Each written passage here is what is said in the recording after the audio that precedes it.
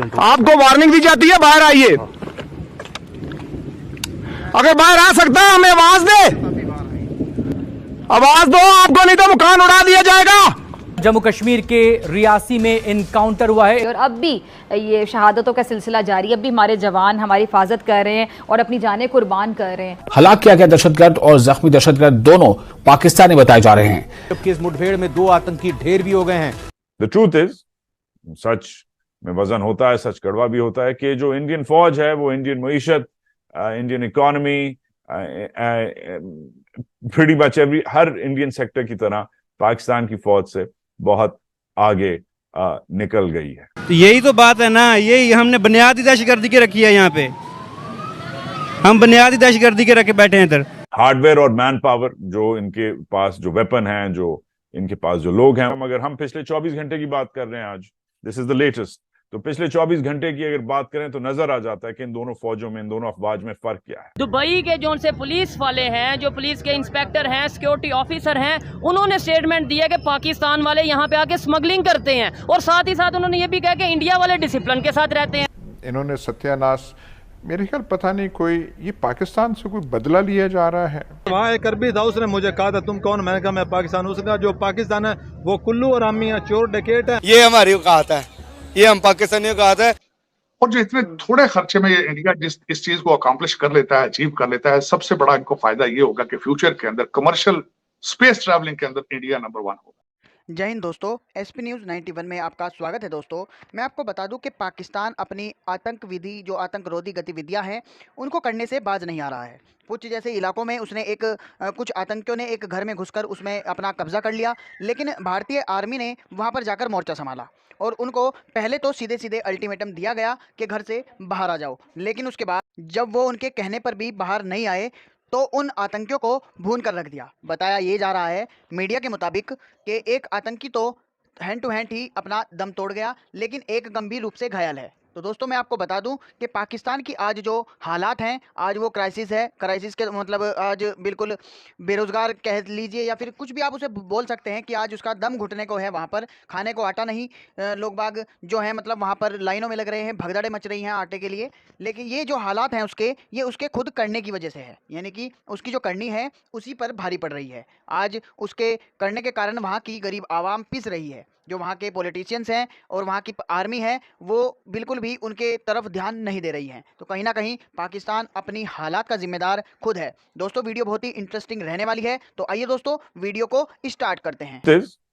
सच में वजन होता है, सच कड़वा भी होता है कि जो इंडियन फौज है वो इंडियन मईशत, इंडियन इकोनॉमी,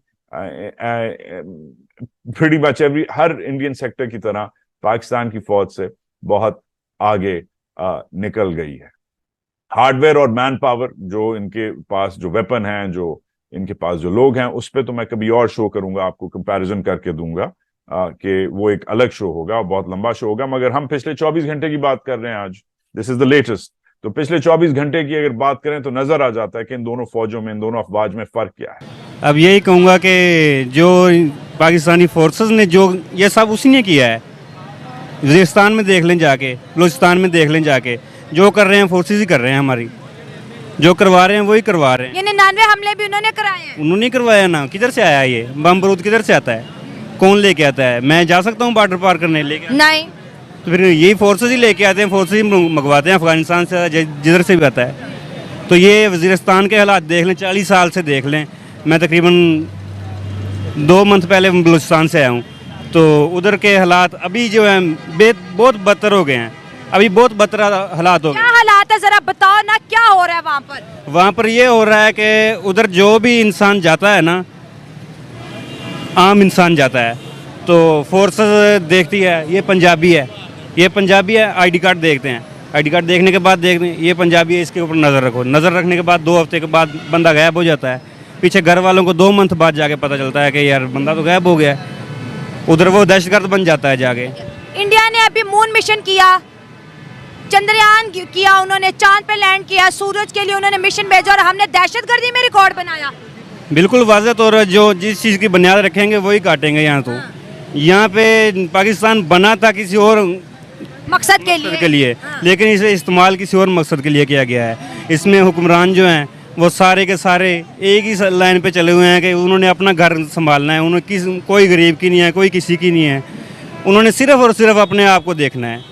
यहाँ पे कोई नहीं किसी को देखता, सिर्फ और सिर्फ उन्होंने देखना है कि पाकिस्तान में मैं समझता हूँ कि तकरीबन 95% जो है ना वो गरीब इंसान पीस रहा है।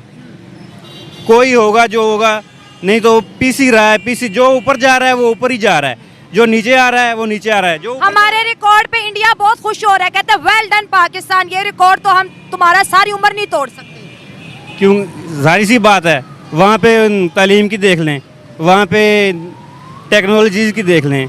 इंडिया हमसे आगे है, वो किस वजह से? दहशतगर्दी में हम इंडिया से आगे हैं।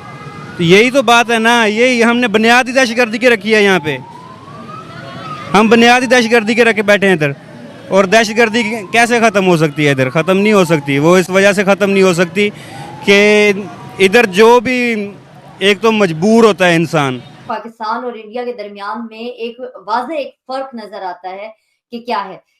इसके साथ साथ अगर हम टेक्नोलॉजी के हवाले से बात करें तो भारत पाकिस्तान से कहीं आगे दिखाई देता है। अभी पिछले दिनों चांद पर लैंडिंग के हवाले से उनकी एक अचीवमेंट है, और अब उसके बाद उन्होंने सूरज की तरफ अपना रुख कर दिया है। इस हवाले से आप क्या कहेंगे? इतने एडवांस टेक्नोलॉजी के ऊपर इंडिया काम कर रहा है।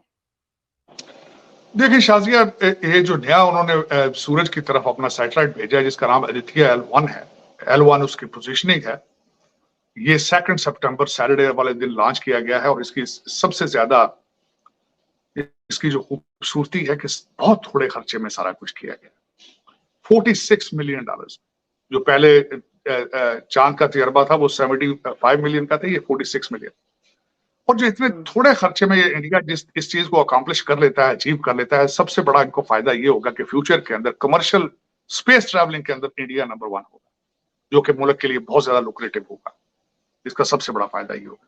1500 kg ये सैटेलाइट का वजन है।